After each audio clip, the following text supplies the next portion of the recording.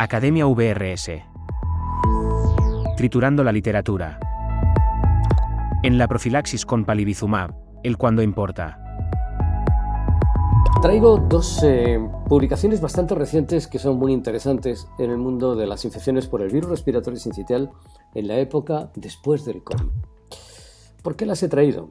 Bueno, algo ha cambiado en el mundo después de la infección del COVID, porque al venir precisamente la pandemia por el SARS-CoV-2 se han extremado las medidas de higiene, se cerró y se encerró la población, los niños dejaron de asistir a las guarderías, las familias se quedaron en casa, se utilizó mascarilla para prácticamente todo, según las medidas estrictas de higiene, y cambió la ecología de las infecciones respiratorias en el mundo, no solo en algún país, en el mundo.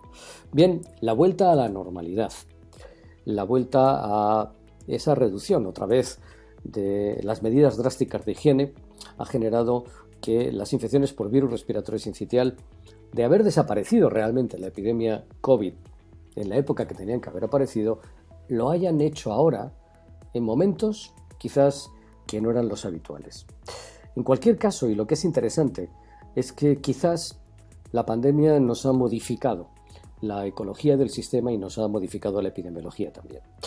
He traído dos estudios que a mi juicio son extraordinariamente interesantes, los dos son de Japón. Dos grandes hospitales, son dos estudios observacionales, no son estudios de intervención. En el primero es un estudio que se publicó por la revista Baltimore en el año pasado, en noviembre, y es un estudio observacional, retrospectivo, en el que se analiza cuándo empieza la pandemia y cuándo empiezan a hospitalizarse los niños por virus respiratorio sincitial en su hospital. Bueno, es un estudio que analiza justo el tiempo antes de la pandemia, del 2015 al 2019, y confirma cómo cuando en Japón empieza la epidemia por el virus respiratorio sincitial, normalmente entre los meses de julio, finales de julio, agosto, cuando los niños tienen solo una o dos dosis nada más, el riesgo de hospitalizarse en esta época es significativamente mayor que cuando los niños ya, en la mayoría de los casos, han recibido más de 2 o 3 dosis y la gran mayoría tienen todas las dosis puestas. Esto lo traigo y lo ligaremos con el estudio siguiente también en Japón, como he comentado, porque el inicio de la estación antes de la pandemia estaba bien definido y aún así costaba trabajo tener bien protegidos a toda la población de riesgo frente a las infecciones por virus respiratorio sincitial.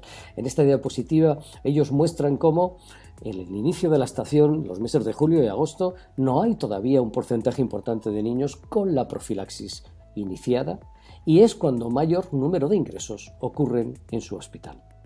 Por lo tanto, llaman la atención, número uno, y esta es una de las conclusiones más importantes, a que tenemos que conocer perfectamente bien la vigilancia epidemiológica en nuestro entorno. No nos vale que nos diga qué está pasando en Estados Unidos o qué está pasando en Australia, en nuestro medio, para iniciar la profilaxis con tiempo suficiente para que cuando el número de casos de virus respiratorio que hay en la población circulando sea alto, nuestros pacientes de alto riesgo estén bien protegidos y evitemos la hospitalización. Es interesante ver quiénes han sido los niños que se han infectado de mayor riesgo. Las recomendaciones en Japón para el empleo del palivizumab son muy amplias y prácticamente toda la población de riesgo está protegida. Y ellos vieron cómo precisamente los niños de mayor riesgo de infectarse al principio de la estación, cuando todavía no tienen el número de dosis suficientes, fueron fundamentalmente niños con cardiopatía congénita y niños prematuros.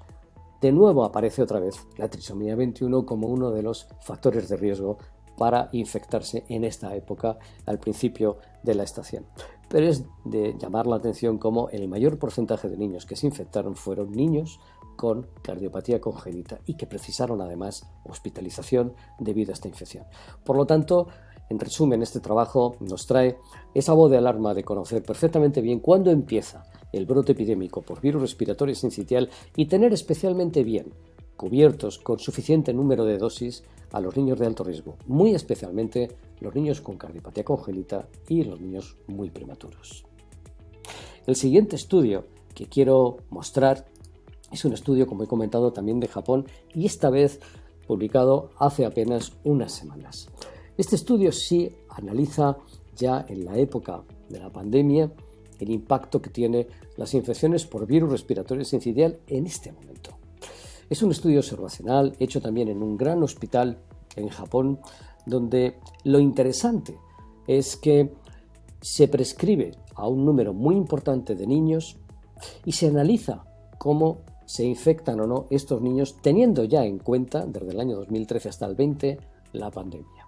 La pandemia, como he comentado al principio, ha modificado el perfil epidemiológico de los brotes de virus respiratorio sincitial y entre dos brotes siguen existiendo casos latentes en la población. Bien, en este estudio podemos ver cuando analizamos toda la población en las que se ha prescrito la administración del palivizumab, podemos ver que el 10% padecen la infección, de los cuales hospitalizan solamente el 5%. Hablamos de población de riesgo. Por lo tanto, la eficacia del fármaco es extraordinaria en reducir la hospitalización, pero no del todo. Sigue habiendo un porcentaje de niños que se infectan, pero lo interesante de este estudio es ver quiénes son los que se han infectado. Fíjense cómo los niños que se infectan son niños que se han infectado fuera de la estación típica de las infecciones por virus respiratorio sincitial, esto es, en época no epidémica. Y la gran mayoría habían recibido 28 días o más antes la última dosis de palivizumab. Por lo tanto, lo que este estudio nos trae claramente es cómo hay que seguir vigilando epidemiológicamente la prevalencia del virus en nuestra población entre las fases epidémicas, más ahora después de la época COVID. Porque si la prevalencia sigue siendo alta, hay riesgo de infección en aquellos niños que ya no están protegidos con palivizumab. Lo interesante también de este estudio es que, de nuevo, son los niños con edades gestacionales muy bajas, menos de 28 semanas, displasia broncopulmonar y, de nuevo, la trisomía 21, los niños que tienen mayor riesgo de infectarse y hospitalizarse por una infección grave. De nuevo son los grupos de riesgo claramente definidos.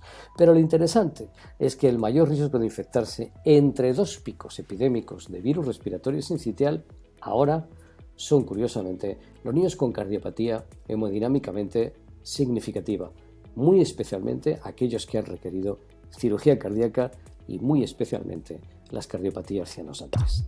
En resumen, estos dos artículos nos traen dos aspectos importantes de la epidemiología.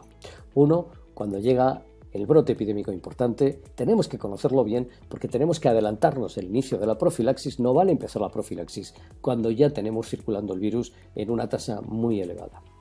Y en segundo lugar, tenemos que vigilar que entre los dos picos epidémicos no siga habiendo casos en el ambiente donde están viviendo estos niños, muy especialmente menores de 28 semanas de gestación, displasia broncopulmonar, trisomía 21 y cardiopatías o que se han operado recientemente o hemodinámicamente significativas, porque en esta fase, en fase donde típicamente no tiene por qué haber un brote epidémico, también hay un riesgo elevado de infección de estos niños porque sigue circulando el virus, al menos en esta época post-pandemia de COVID. Muchas gracias.